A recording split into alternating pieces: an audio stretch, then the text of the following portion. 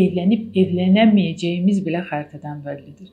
Hər insan evlilik üçün gəlməyib bu dünyaya. Onun bəlkə də yoxdur taleyində. Sadəcə o istəyir, deyilmi? Və qarşılaşdığı insanlarla da bir türlü alınmır. Bəli. Çoxdur elə xəritə. Yəni bəzən baxırsan xəritəsində boşanma var, məsəl üçün.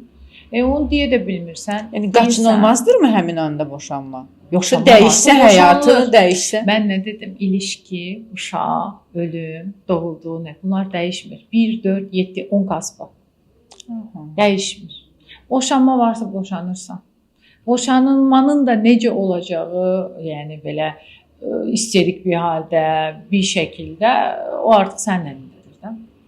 Rahat buraxman lazımdır məsəl üçün.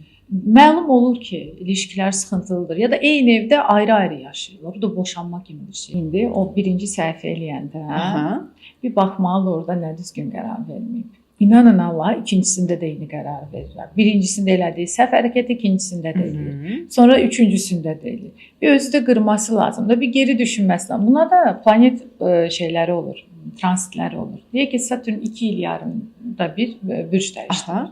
Sənin bütün evini belə tarayır gedir. Karmanın lordudur Saturn. O bizə karmanı öyrədir. Deyək ki, sənin 3-cü evində transitdəykən o eğitim evidir. İşte yaxın tanışlıqlar. Sən orada yaxşı eğitim almadın, ya da təməlini yaxşı qura bilmədin, yaxın çevrəni yaxşı seçə bilmədin. 4-cü evinə gələn təbii ki, sən sıxıntı çıxardacaq. Bu dəfə də onu ailənə daşıyacaq, ailəni dağıdacaq, məsəl üçün. Hətta. Bəli. Demək ki, dəyişsə həyatını dəyişə bilər də nəsə. Orada elədiyi səhvi eləməyəcək. Bir baxacaq da bir geri dönəcək. Bir egosunu sındıracaq, biraz bir qıracaq egosunu, bir özü ilə üzləşəcək. Bizdə özəlliklə üzləşə bilmirlər, sıxıntı buradadır. Niyə, nə mane olur görəsən? Ego qəbul eləyə bilmir. Qəbul eləyə bilmir. Məsələn, özünlə üzləşsə, biraz qırsa, yəni qəbul elə deyirsən. Qəbul elə.